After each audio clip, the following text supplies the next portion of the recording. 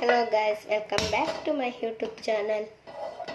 ಇವತ್ತು ನಮ್ಮ ಮನೆಯವರು ಪನ್ನೀರ್ ತಂದಿದ್ರು. ಅದಕ್ಕೆ ನನ್ನದೇ ಆದ ಸ್ಟೈಲಲ್ಲಿ ಪಾಲಕ್ ಪನ್ನೀರ್ ಹೇಗೆ ಮಾಡೋದು ಅಂತ ತೋರಿಸ್ಕೊಡ್ತಾ ಇದ್ದೀನಿ. ಮೊದಲಿಗೆ ಬಾಣಲಿಗೆ ಒಂದು ಬಟರ್ ಅಥವಾ ತುಪ್ಪ ಇಲ್ಲ ಅಂದರೆ ಎಣ್ಣೆ ಕೂಡ ಹಾಕೋಬೋದು. ಇದಕ್ಕೆ ಸಣ್ಣದಾಗಿ ಹೆಚ್ಕೊಳ್ಳೋಂಥ ಪನ್ನೀರನ್ನ ಸೇರಿಸ್ಕೊತಾ ಇದ್ದೀನಿ. ಒಂದು ಅರ್ಧ ಸ್ಪೂನಷ್ಟು ಚಿಲ್ಲಿ ಪೌಡರ್ನ ಸೇರಿಸ್ಕೊಳ್ಳೋಣ. ಒಂದು 1/4 ಸ್ಪೂನಷ್ಟು ಸಾಲ್ಟ್ನ ಮಿಕ್ಸ್ ಮಾಡ್ಕೊಳ್ಳೋಣ. ಈಗ ಇದನ್ನು ಬಟರಲ್ಲಿ ಉಪ್ಪು ಖಾರ ಎಲ್ಲ ಬಟರು ಚೆನ್ನಾಗಿ ಅಬ್ಸರ್ವ್ ಮಾಡಿಕೊಂಡು ಮಿಕ್ಸ್ ಹಾಕೋವರೆಗೂ ಸ್ವಲ್ಪ ಮಿಕ್ಸಪ್ ಮಾಡ್ಕೊಳ್ಳೋಣ. ಎಣ್ಣೆಯಲ್ಲಿ ಬಟರಲ್ಲಿ ಫ್ರೈ ಮಾಡ್ಕೊಳ್ಳೋಣ. ಒಂದು 5 ಮಿನಿಟ್ಸಷ್ಟು ಇದು ಎಲ್ಲ ಅಬ್ಸರ್ವ್ ಮಾಡಿಕೊಂಡು ಫ್ರೈ ಆಗೋವರೆಗೂ ಸ್ವಲ್ಪ ಹುರ್ಕೊಳ್ಳೋಣ. ಈಗ ಇದು ಬಟರಲ್ಲಿ ಎಲ್ಲ ನೀಟಾಗಿ ಅಬ್ಸರ್ವ್ ಮಾಡಿಕೊಂಡು ಪನ್ನೀರೀಗ ಉಪ್ಪು ಖಾರದ ಮಿಶ್ರಿತ ಪನ್ನೀರನ್ನು ರೆಡಿ ಮಾಡಿದ್ದೀನಿ. ಈಗ ಇದನ್ನು ಒಂದು ತಟ್ಟೆಗೆ ಟ್ರಾನ್ಸ್ಫರ್ ಮಾಡ್ಕೊಳ್ಳೋಣ.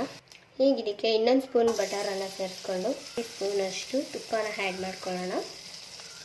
2 ಮೆಣಸಿನಕಾಯಿ, 1 ಕಂತೆಯಷ್ಟು ಪಾಲಕ್ ಸೊಪ್ಪನ್ನ ಸೇರಿಸ್ಕೊತಾ ಇದ್ದೀನಿ.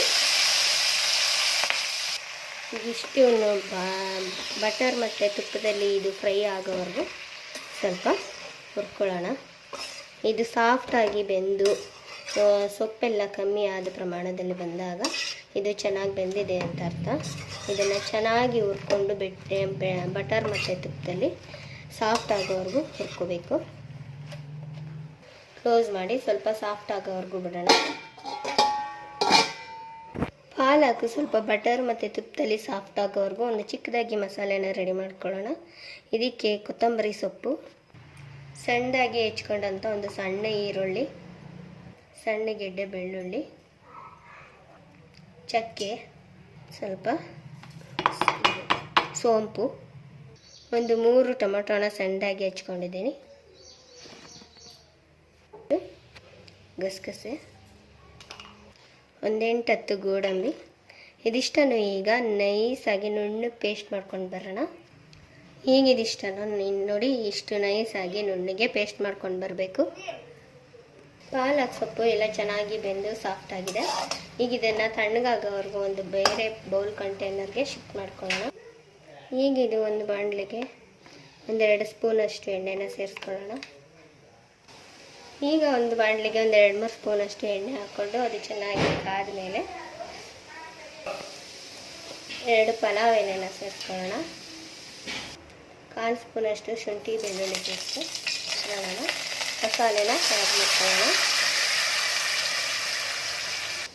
ಗ್ರೇವಿ ಬೇಯೋವರೆಗೆ ಸ್ವಲ್ಪ ನೀರನ್ನು ಆ್ಯಡ್ ಮಾಡ್ಕೊಳ್ಳೋಣ.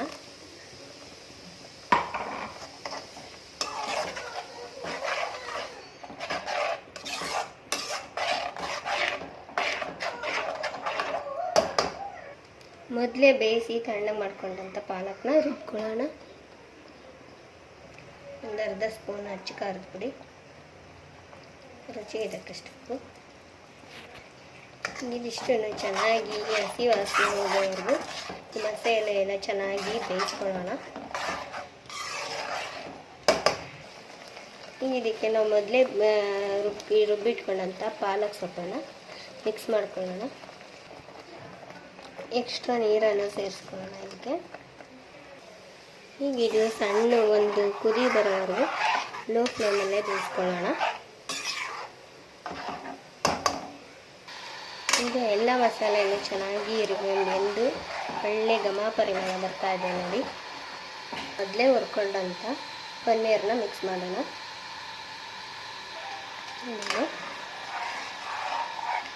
ಈಗ ಇದು ಸಣ್ಣ ರೆಡಿ. ಇನ್ನೊಂದು 2 ನಿಮಿಷ ಬೇಯೋವರೆಗೂ ಕುದಿಸೋಣ.